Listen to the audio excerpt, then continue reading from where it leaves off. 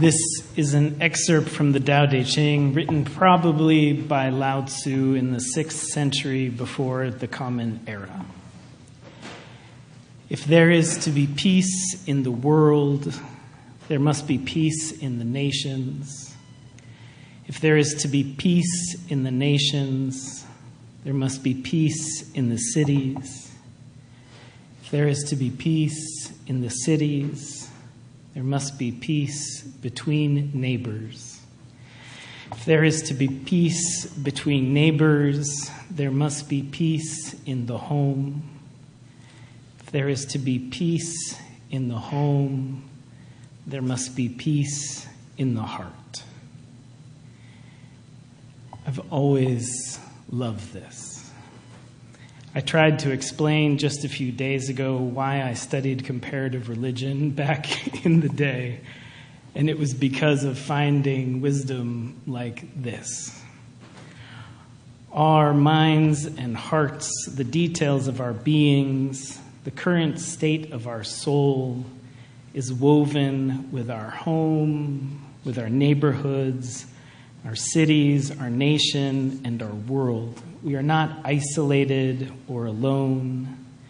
And the disturbances, the violence, the imbalances which exist on every level reverberate and resonate with all the other levels. This week, we know this especially clearly. As the news of the death of Tyre Nichols, as the news of shootings in California, so much senseless violence, still more senseless violence. We are reminded of this connection and facing this unfaceable reality. We are called to cultivate peace within our hearts. With the ongoing, evolving war in Ukraine, with our worship last week with our partners in Deshvalva, more than 4,400 miles away, we know that we are connected, that our struggles and joys of all of this human family, that they are ours. The grief, ours. The joy, ours. I felt this clearly recently on a road trip while I listened to the story of a couple who are torn apart by the war in Ukraine. Esther Perel is a marriage counselor who was working with a Ukrainian couple who agreed to share their story. I stumbled across it through another podcast, but it's available in a couple different places, and we'll post it in next week's worship email. I commend to you the whole episode. Alonia and Andrew are Ukrainians who have been separated by the war. Andrew and their 18-year-old son were not allowed to leave the country, but Alonia and their 16-year-old son were. And so the family made the impossible decision to have Alonia and their younger son flee to France. At the time of the recording, many months ago now, they had already been separated for more than a half a year. Andrew, the father, says, "Every day you go to bed and think, maybe in this night I will die. Because you don't know what's going on in the night, because every week we hear a special signal. When Russian rockets come to Ukraine, we have a signal and we need to be in a safe place. Sometimes I hear it and I try to be helpful for my eldest son, Mark. I try to connect with him because I see here inside now he's not open. He's so focused on himself, can't talk anymore. He just says, I'm okay. But it hurts because I understand his struggle inside. He's a kid. He's 18, but he's still a kid to me. He's too young to handle this situation. And I am the chief of my family. I need to be strong. I can't be like, okay, guys, I have a problem. I need to protect him, to protect my wife, protect my youngest son. Every evening we talk on Skype, and it's a little bit better. It's a little place of peace in our lives. And Esther, the therapist, says, I listen to him and I get chills because it's so common to hear men in conversations about masculinity and power and control. When I hear him talking, I have to be strong because that's how I protect my family. I must choke my tears. I cannot be too weak. I cannot be soft. I cannot let myself feel fear because I have to protect these others. Andrew continues. I try to live day by day because you think you have to schedule this day, you do it, and in the evening time we speak with your family, you see each other, you try and joke a little bit, and Esther interrupts. She says, does your son know some of what you are experiencing? Because if you don't tell him anything, he may not have the language like you do. He may think there's only one answer because you keep telling him, I'm okay, so that becomes the code of the house. Everything's fine with you, so everything must be fine with him. But if one time you were able to say maybe, today was a very hard day. And then maybe he can say, it was a hard day for me too. Even in the midst of war, this father and this son have the task of cultivating this peace in their heart to be able to see and feel and articulate the fullness or even a glimpse of what they are facing. Later, Alonia, the wife, says, I feel like it's difficult to unblock at this time. My husband was always vulnerable and he would easily cry, but at this time it feels like he's frozen. There's some days when Andrew can share a bit deeper. He's always ready to hear my crying and my pain because he was and is the closest person in my life. But sometimes I feel I don't know how to approach, what questions to ask, because I'm afraid that if I start unfolding this pain, then I will not know how to help him because he's so far. I can't hug him. I can't embrace him.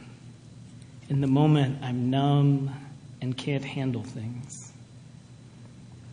And Esther says, numbness is not always that you can't handle things. Numbness is sometimes an adaptive response to the moment. Him saying to you, it's too painful if I allow myself to feel how much I miss you. That's not numbness, that's actually being in it. Even if he doesn't cry like you do, though he did before, why can I not feel all of these things that I'm feeling? I can't bring my wife back, but I can get food into the shelf on the supermarket. This is his job in the war right now. He works in logistics, bringing food to supermarkets. He feels important, part of the struggle. It is hard here to imagine the struggle of this family. It's hard to imagine living with the daily possibility that you may die, that your beloved husband and son so many miles away may die, facing the unfaceable. But we do. Over and over we do. We can face anything. I often think of Mandela in his prison cell for so many years, circumstances beyond his control, repeating over and over the poem Invictus. In my hardest times, I do too. Sometimes a red flag if the poem comes to me, but I imagine him there in that tiny cell, repeating these words. out of the night that covers me, black as the pit from pole to pole. I thank whatever gods may be for my unconquerable soul. In the fell clutch of circumstance, I have not winced nor cried aloud. Under the bludgeonings of chance, my head is bloody but unbowed. Beyond this place of wrath and tears looms but the horror of the shade, and yet the menace of the years finds and shall find me unafraid. It matters not how straight the gate, how charged with punishments the scroll. I am the master of my fate. I am the captain of my soul. But I have to tell you how the episode ends, how they cultivate this peace in the heart. With all this fear, all this pain, all this numbness, all this challenge, Esther says to them, once a week, you have a date on a fantasy island where you don't touch any of these subjects because they're too big and too difficult and too painful, and they're filled with uncertainty. Maybe you don't talk. Maybe you listen to music together. Maybe you watch a movie. Maybe you dance in your own places, but each with each other. You like to dance, she says. You smiled when I said that. And Alonia says, we danced together, actually. And he says, when I met Alonia, I just saw like she'd dance, and she was beautiful dancing. I like dance. She likes dance. We are crazy when we are dancing. And Esther says, so you each make a playlist, and you just put the music on, and you dance for an hour instead of talking about all this impossible, huge existential quandary. Just give yourself hope and energy and poetry. It doesn't answer the big questions, but it keeps you connected on a different level. And that's also important. Freedom comes to our imagination, especially when you can't feel free in reality. Your mind and your body are two means, two vehicles through which you can stay connected to the world of possibility. She continues in her closing narration and says, at one moment I'm thinking, like, on what basis do I know anything about this? I'm not from there. I've never lived in a war, but my parents did. My parents each spent 4 to 5 years in concentration camps, and so did their entire group of friends and community that I grew up in. And I spent years asking people, how did you do it?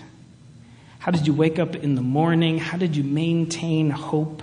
What kept you going? Did you ever laugh? Did you ever have fun? Those things that are irrelevant, that seem somehow taboo to talk about when people are in the midst of suffering. And yet it's playfulness and it's humor and curiosity and joy. These are the strategies that intensify joy. From the sense of awe you see when you look at the sky, to the gratitude you have for simple things in front of you, to the people you think about that you hope to reunite with. Those are the precise strategies that are beyond mindfulness and beyond breathing. People have experienced existential stress for forever and have developed these practices to counter that. Music, prayer, singing, poetry, composing. In the midst of all of that, creativity and art and creation. These are the hardware for facing hardship. This is how we cultivate peace in the heart, and peace in the home, and in the neighborhood, in the city, in the nation. Even when peace in the nations seems so far off, peace in the heart is available. Facing this particular existential stress, we choose music and poetry and prayer. We choose laughter and connection, remembering and return. And not that this choice, not that this cultivation will automatically result in peace in our home and on any of those other levels.